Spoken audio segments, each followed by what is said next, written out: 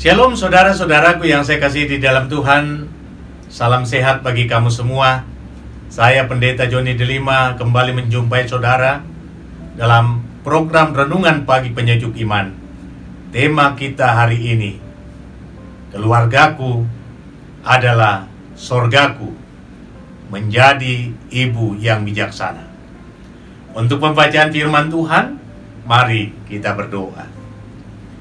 Kami bersyukur kepadamu ya Tuhan untuk hari karunia-Mu. Dan kami hendak mengisi hari ini di dalam sorotan firman-Mu. Kiranya Roh Kudus-Mu tercurah atas kami untuk memampukan kami mengerti dan memahami firman-Mu. Sehingga firman-Mu ini menjadi motivasi bagi kami untuk menikmati hari karunia-Mu. Di dalam nama Tuhan Yesus kami berdoa. Amin. Firman Tuhan terambil dari Amsal pasalnya yang ke-14, ayat pertama dan ayat yang kedua. Perempuan yang bijak mendirikan rumahnya, tetapi yang bodoh meruntuhkannya dengan tangannya sendiri. Siapa berjalan dengan jujur, takut akan Tuhan. Tetapi orang yang sesat jalannya menghina Dia. Saudara-saudara yang saya kasihi di dalam Tuhan, ibu atau perempuan atau istri merupakan suatu kebahagiaan bagi seisi rumahnya ketika ia tampil sebagai pribadi yang arif dan bijaksana, yang terbungkus rapi di dalam kasih. Sikap atau karakter atau attitude semacam itulah yang sangat disukai oleh setiap suami dari istrinya dan juga dirindukan oleh anak-anak dari ibunya.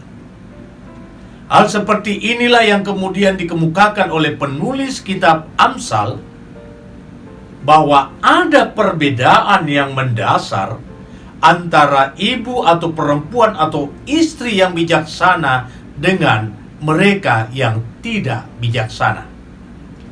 Sekarang pertanyaan penting yang harus diajukan ialah, bagaimana sesungguhnya ciri-ciri perempuan yang bijaksana itu? Saudaraku, berdasarkan firman Tuhan, maka saya hendak mengemukakan beberapa ciri dari seorang ibu atau perempuan atau istri yang bijaksana. Yang pertama, ia membangun rumahnya dengan penuh tanggung jawab. Ibu atau perempuan atau istri yang bijaksana selalu berusaha tanpa mengenal lelah untuk terus-menerus membangun rumahnya dengan penuh tanggung jawab. Tanggung jawab dalam artian, ia tidak akan membiarkan rumahnya berantakan dan tidak terurus. Ia akan terus melakukan yang terbaik bagi rumah dan semua isi yang ada di dalamnya. Ia merawat rumahnya dengan cinta kasih yang tulus dan murni. Ia merawat dan menjaga semua yang berharga di dalam rumahnya.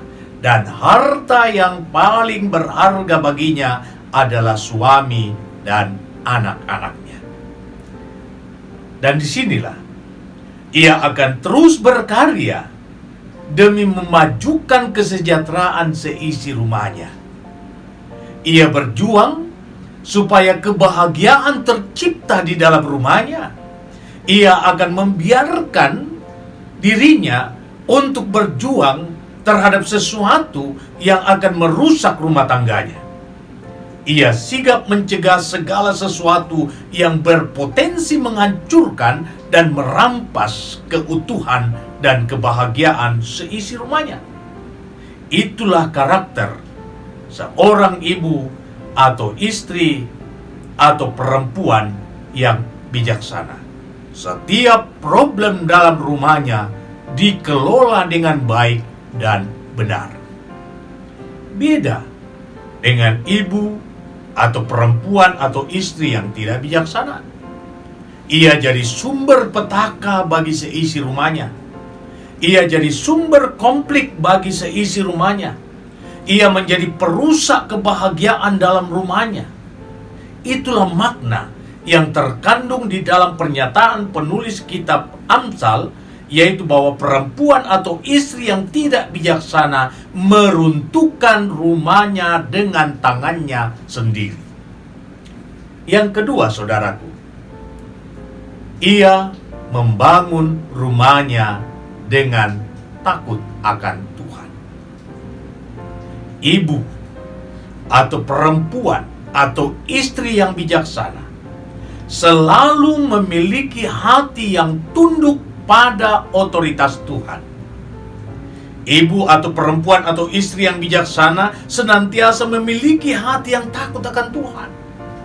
Sifat tersebut ditanda buktikan dengan selalu berkata jujur, bersikap jujur, dan berbuat jujur dalam hidupnya. Ibu atau istri atau perempuan dengan karakteristik semacam inilah pasti akan membuat rumahnya menjadi kuat dan tangguh. Tidak ada kecurangan di hatinya.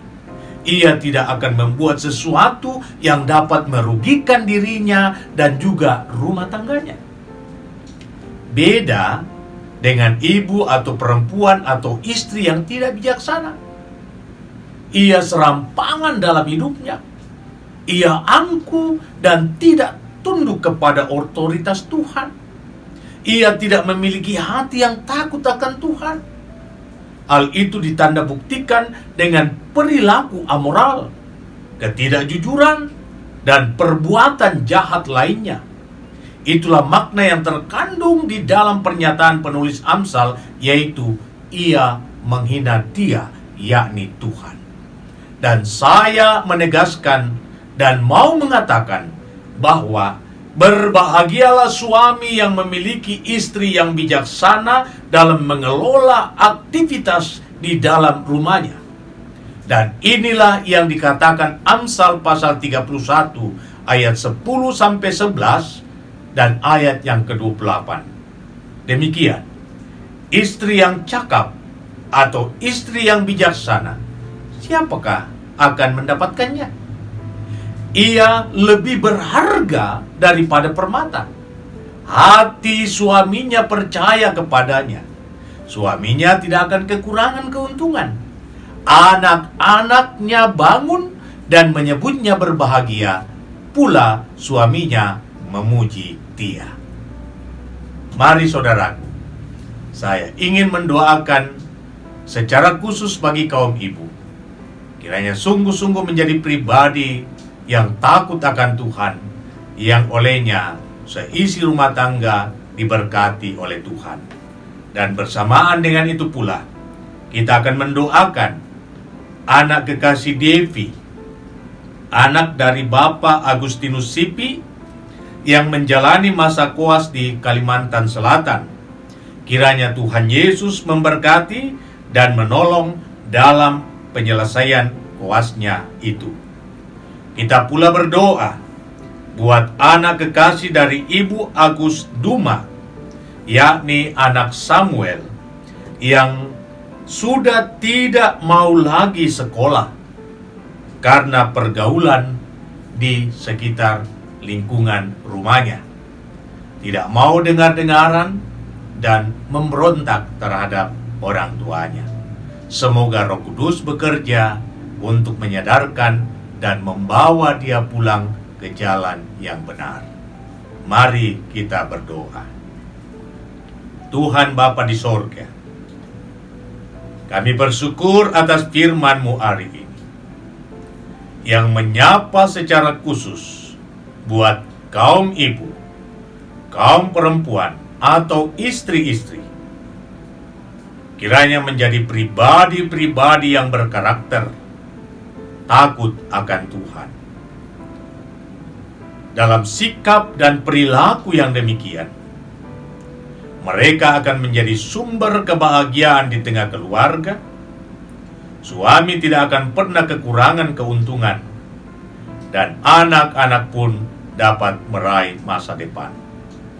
Karena itu setiap kaum ibu yang ada dan yang mendengarkan firman-Mu hari ini, kiranya Engkau memberkati setiap mereka.